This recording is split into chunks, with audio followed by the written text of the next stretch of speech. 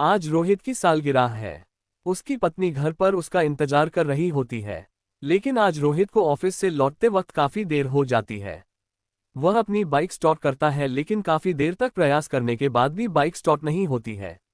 वह बाइक को वहीं छोड़ देता है और बस का इंतजार करने लगता है, क्योंकि कुछ ही समय में बस के आने का टाइम होने लगता है। वह चलते चलते बस स्टैंड तक पहुंच जाता है, लेकिन तभी बारिश होना शुरू हो जाती है। रोहित बारिश में भीगने लगता है। बारिश से बचने के लिए वह अपने सूटकेस को अपने सिर पर रख लेता है। बस स्टैंड पर और भी कई लोग बस का इंतजार कर रहे होते हैं।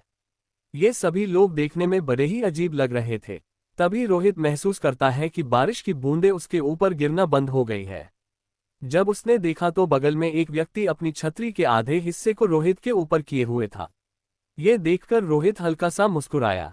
उस व्यक्ति की लंबाई रोहित के बराबर थी। हाथ में बहुत सारी अंगूठी और चेहरे पर चश्मा लगाए हुए था, जिससे रोहित उसका चेहरा ठीक से नहीं देख पा रहा था। उस आदमी ने कहा कि यह बारिश का मौसम भी बड़ा ही अजीब है। कहीं तो बहुत ज्यादा बारिश हो जाती है और कहीं सूखा। कहीं लोगों को जीवन देती है तो कहीं मौत। उस आदमी की इस बात का रोहित के पास कोई जवाब नहीं था। वह उस आदमी को देखकर हल्का सा मुस्कुराया और अपना सिर हिलाया। कुछ देर बाद रोहित का फोन बजता है। वह जेब से फोन निकालता है, तभी फोन हाथ से छूटकर जमीन पर गिर जाता है। रोहित तुरंत फोन उठाने के लिए झुकता है तो उसे कुछ ऐसा दिखाई देता है जिससे वह पूरी तरह डर जाता है। वह देखता है कि छतरी वाले आदमी के पैर नहीं है। वह जूतों पर बिना पैरों के खड़ा है। वह हिम्मत बांधकर खड़ा होता है और अनजान बनने का दिखावा करने लगता है। तभी वह देखता है कि बस स्टैंड पर बाकी के लोग नहीं है। वह और ज्यादा डर जाता है। वह तुरंत अपनी पत्नी शालिनी को अपने साथ हो रही घटना को मैसेज के जरिए बता देता है और जल्दी से जल्दी अपनी लोकेशन पर आने के लिए कहता है। लेकिन तभी छतरी वाला आदमी कहता है, शालिनी को यहाँ बुलाना अच्छा नहीं है। ये सुनकर रोहित बहुत ज्यादा घबरा जाता है और वहां से भागने लगता है। वह तब तक भागता रहता है जब तक कि उसे छतरी वाला आदमी दिखाई नहीं देता। काफी दूर तक भागने के बाद रोहित हौंफने लगता है। सांस भरने के लिए वह एक टेबल पर बैठ जाता है और अपनी तेज सांसों को शांत करने लगता है। लेकिन तभी वह महसूस करता है कि बारिश की बूंदें फिर से उसके ऊपर गिरना बंद हो गई है। वह अपनी नज़र पीछे घुमाता है तो वही छतरी वाला आदमी उसके पास खड़ा हुआ होता है। ये देखकर रोहित फिर से वहां से भागना शुरू कर देता है और भागते भागते काफी दूर निकल आता है। बिजली की तेज गड़गड़ाहट में वह देखता है कि सड़क के बीचों बीच वही आदमी खड़ा हुआ है जो ठीक रोहित के सामने है। इस बार उसका आधा शरीर गायब हो चुका है।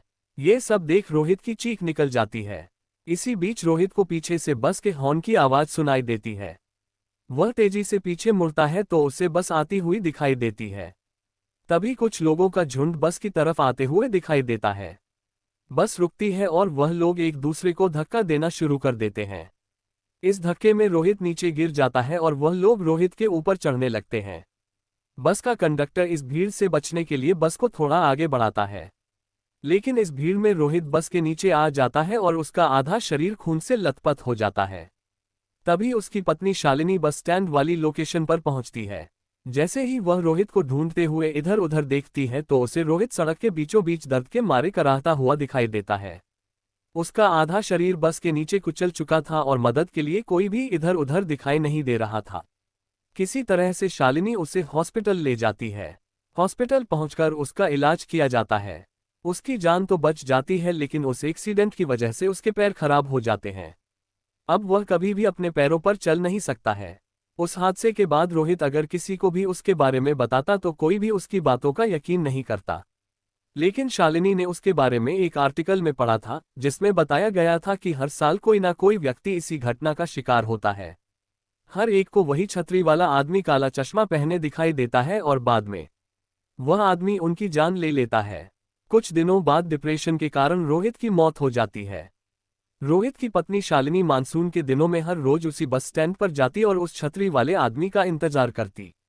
उसे लगता है कि शायद छतरी वाले आदमी की भी इसी तरह किसी बस के नीचे कुचल जाने से मौत हुई होगी और अब वह अपनी मौत का बदला ले रहा है। शालिनी ने काफी कोशिश की, लेकिन उसे कभी भी वह आदमी नहीं मिला। अब हर सालगिरह पर शालिनी बहुत ही बुरी तरह रोती और रोहित को याद करती, क्योंकि उसे जान से ज्यादा चाहने वाला उसका पति रोहित अब इस दुनिया में नहीं रहा। केवल यादों के सहारे ही वह उसे महसूस कर पाती थी।